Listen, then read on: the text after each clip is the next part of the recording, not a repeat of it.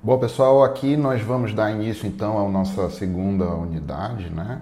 E esse é o vídeo 1 sobre competição entre plantas daninhas e culturas. Vamos lá para determinar o que de fato é isso, né? O que é que seria competição. Bom, dentro da nossa concepção aqui, para não entrar no conceito ecológico, enfadonho das coisas, né? O que vocês acham de fato que é competição, né? É uma relação harmônica? É uma relação de luta? É uma relação de guerra? É uma interferência? E quem é que ganha a competição? Né? Quem é que ganha? Será que é a planta daninha? Será que é a cultura? Como é que é essa questão, né? Então, para a gente entender competição de fato, sendo didático, né, e nos colocando dentro da possibilidade de entender o que é isso e sentir na pele, nós passamos por isso no dia a dia, né?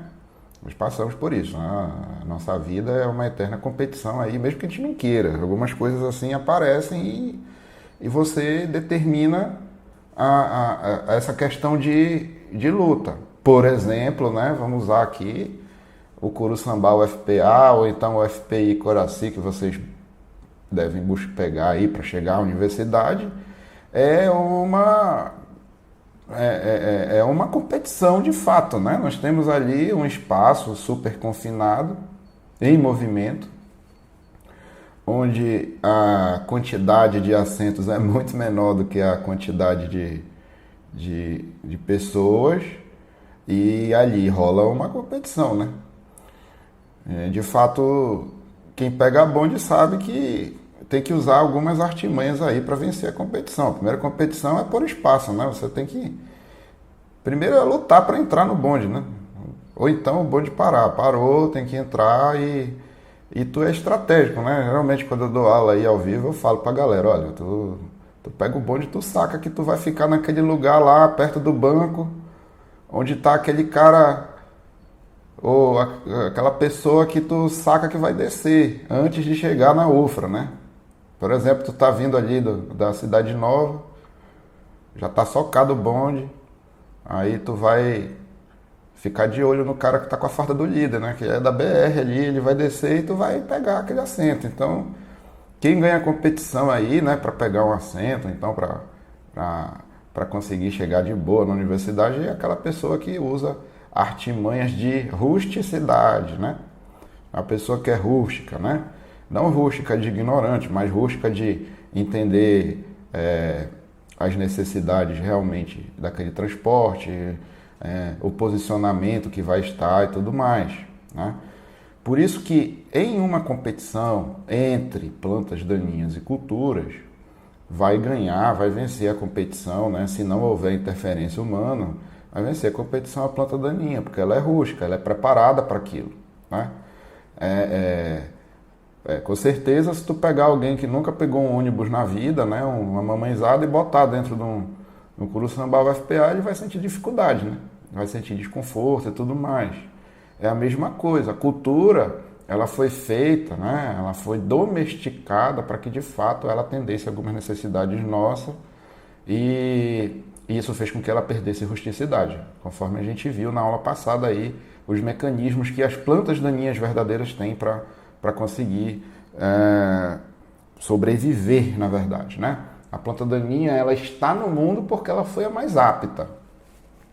E as culturas estão no mundo porque nós as melhoramos e delas nós tiramos algum benefício. Elas foram modificadas, né, melhoradas para atender necessidades nossas e não de sobrevivência. Então, já adiantei, né, a resposta, né? Quem leva vantagem é a planta daninha ou a cultura. Basicamente, são as plantas daninhas verdadeiras, né? Vão ser as culturas. No caso específico de pastagem, nós temos uma domesticação muito recente. Então, a cultura, que seria a pastagem, ela apresenta algumas características ainda de sobrevivência da natureza, né? Como a dormência de semente, pouca necessidade de água, entre outras questões. Tudo bem? E por que que a cultura, ela de fato leva desvantagem em competição com a planta daninha? Vamos analisar aqui o que a gente fez com o milho, tá? No processo de domesticação. Aqui nós temos um comparativo de milho e teossinto, tá? Tá invertido. O teossinto é o que está aqui, né? E o milho é o que está aqui. Tá? O teossinto é o ancestral do milho. O teossinto ele foi domesticado, melhorado, cruzado com outras gramíneas até chegar ao milho moderno, né? Que é o que a gente utiliza para alimentação animal e para alimentação humana. Bom, qual é a diferença aqui dos dois, basicamente? Um não foi melhorado, ou seja, ele está num ambiente, de fato, com mecanismos de sobrevivência, e o outro foi melhorado para atender às nossas necessidades. A única coisa que está em escala aqui é a espiga, tá? Que é a espiga do teossinto, e essa aqui é a espiga do milho, isso aqui é uma moeda de $1. Bom, dentro dessa outra coisa que não está em escala é a altura. O teossinto ele é muito maior que o milho, tá? Ele é muito maior, em 2 vezes mais altura. O que que a gente fez no processo de domesticação com o milho? Ele era assim, ele ficou assim. O que foi que aconteceu aqui? Bom, primeira coisa, o número de folhas diminuiu, certo? Então, se o número de folhas diminuiu, isso é bom ou ruim, certo? Nós vamos ver aí nas próximas aulas de fisiologia, de ecofisiologia, que vocês vão ver que plantas C4 gostam muito de luz, e tanto o teossinto quanto o milho são C4. O que eu fiz quando eu diminuí a quantidade de luz? Eu aumentei a eficiência de absorção luminosa de cada folha.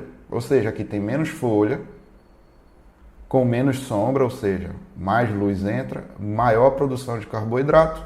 E esse carboidrato transferiu para onde? Para a espiga. Quem é a grande estrela da vida aqui? Espiga, tá? O milho moderno tem de 1 a 3 espigas, né? Na média são 2 espigas. Tá? E o teossinto investiu em folha, ou seja, tem muita sombra. Qual é o malefício de produzir muita sombra no teossinto? Vai absorver menos luz, né? Grande parte do dia essas folhas vão pegar sombra da própria planta. Mas qual é o benefício de se ter muita sombra? Eu vou ter mais sombra no solo. Mais sombra no solo, eu vou ter menos o que aqui?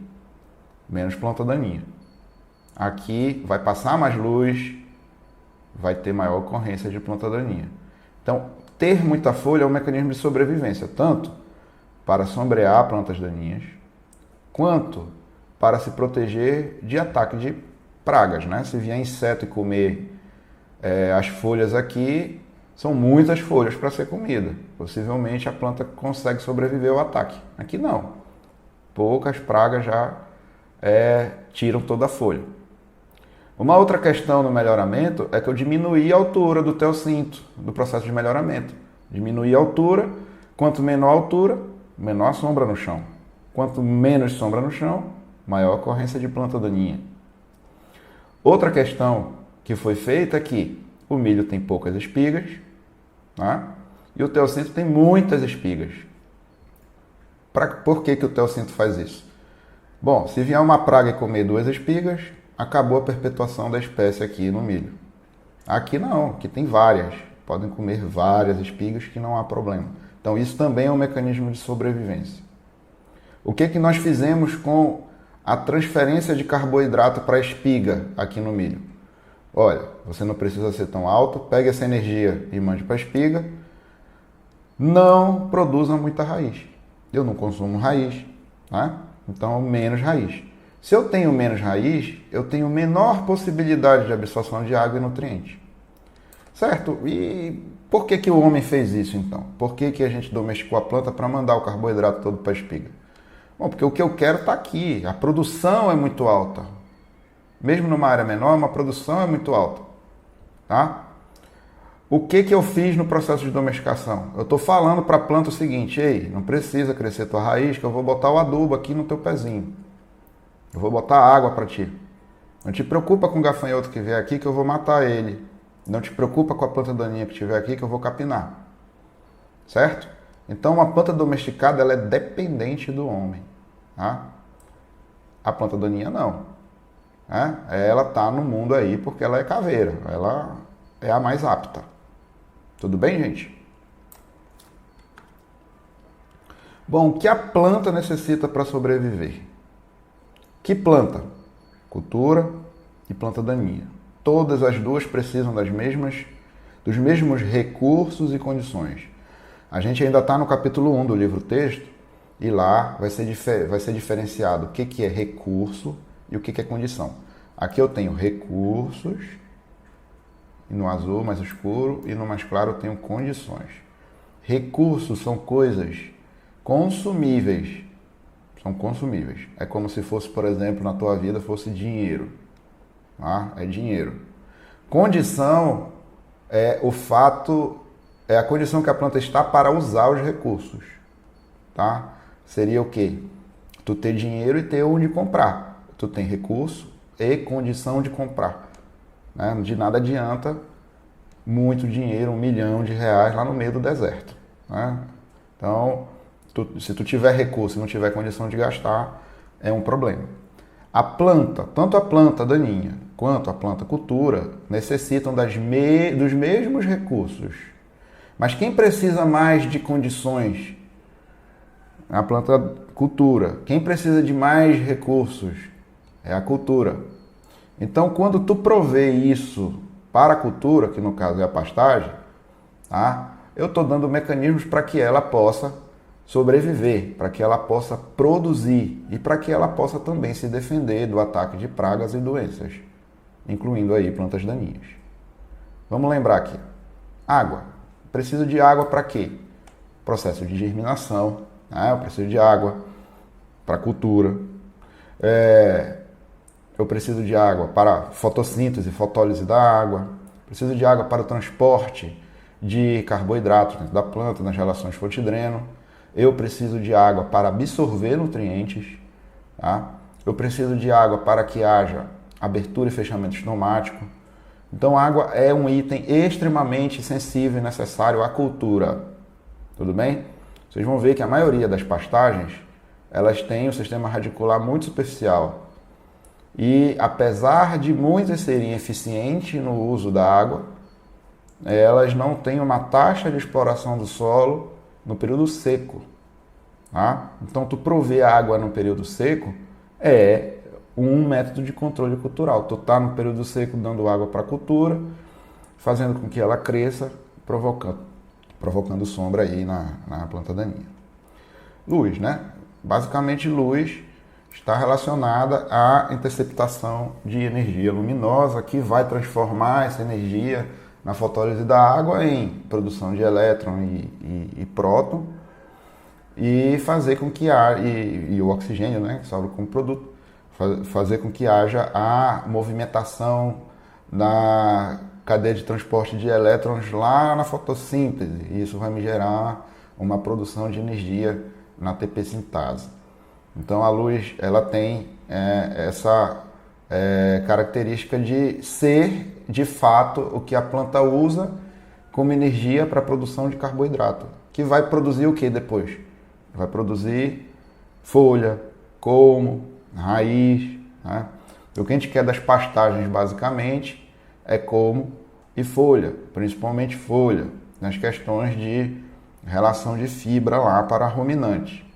Então, luz em pastagem é algo muito importante. O pior inimigo de pastagem, anotem aí, o pior inimigo de pastagem é sombra. Tá? Se eu diminuo a quantidade de luz para a planta, eu diminuo também a produção de energia e a planta vai produzir menos. Tudo bem? E aí, a reboque vem a questão de menor quantidade de animais por área, né? Menor período de pastejo, entre outras coisas que eu não quero que aconteça. Nutrientes, obviamente, vocês fizeram disciplina disso daí, fizeram lá na cultura de interesse zootécnico. Nutrientes são importantíssimos para a planta. tanto para a planta daninha quanto para a cultura. Então, nós vamos falar sobre nutrientes, temos macro e micronutrientes. É importante que você proporcione à cultura, ou seja, à pastagem, os nutrientes necessários para que ela tenha o maior crescimento e mais rápido possível depois do pastejo. Tá? Então, os nutrientes eles têm que ser repostos. Diferente de outras culturas, as pastagens perenes elas necessitam de adubação constante, que é o que realmente alimenta o gado. A nutrição bovina, bobalina está lá na pastagem, né? Grande parte. Então, se eu tenho uma alimentação ruim, do animal, eu vou ter menor conversão, por exemplo. O que é fato aqui, se faltar nutrientes para a pastagem, a planta daninha que sobrevive com menos, cresce e sombreia e a pastagem perde competição. Calor é temperatura, né? Nas pastagens tropicais geralmente são C4, elas adoram temperaturas elevadas e é um fator de necessidade de crescimento. Né? Eu estou falando essas coisas porque eu posso usar a informação do que a planta necessita para eu utilizar a questão favorável. Né? Eu vou fazer semeadura, por exemplo, no período seco de pastagem, eu vou ter problema, né? Porque a semente ainda vai germinar. Então, existem ali enzimas que vão fazer degradação de carboidrato para germinação. Se o calor for muito intenso, eu tenho desnaturação proteica e a germinação não acontece. Então, eu tenho que entender isso para reduzir a ocorrência de planta daninha. Eu tenho que semear no período onde haja a possibilidade de uma maior quantidade de recursos. CO2 não é problema para pastagem. Tá? As pastagens C4, elas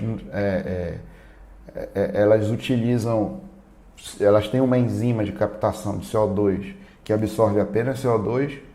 Então, o ponto de compensação de CO2, ou seja, quantidade mínima de CO2 para a enzima funcionar é de 10 ppm. Né? Nós temos aí no ambiente aproximadamente 400 ppm de CO2, isso não é problema para pastagem. pH do solo e densidade do solo são condições. Tá? Se eu melhoro a condição para a cultura, eu estou melhorando também a possibilidade da cultura concorrer com a planta daninha, para que ela vença a competição. Então, o pH do solo, se eu coloco ele numa condição de pH ideal para a tua pastagem, aí vai depender da pastagem que tu utilize, né? Eu estou fazendo com que a pastagem tenha mais chances de absorver nutrientes do solo, tá? E cálcio, principalmente cálcio e magnésio, que são os componentes básicos aí que vocês vão ver de calcário, calcítico e dolomítico. Tá, se eu tenho pH, mas aí tu vai ter a dúvida, poxa, mas não vai melhorar para a planta daninha? Vai, mas numa condição de solo ruim de pH ácido, principalmente aqui, quem vai ganhar a competição é o mais rústico, né? É a planta daninha. Então, se eu estou melhorando para a cultura, para que ela possa vencer a competição com a planta daninha. Uma outra característica aqui é a densidade do solo. Né? Se eu tenho um solo muito denso, eu tenho dificuldade de crescimento do sistema radicular e tenho dificuldade de germinação, tenho dificuldade de absorção de nutriente e água. Tá? Então, o solo ele não pode ser denso. Quando você for fazer plantio, semeio de pastagem, você tem que observar se o solo não está denso. Tudo bem? Bom, gente, esse é o primeiro vídeo sobre competição, tá? Depois a gente vai falar dos pormenores de cada recurso que a planta necessita para sobreviver. Obrigado, até mais.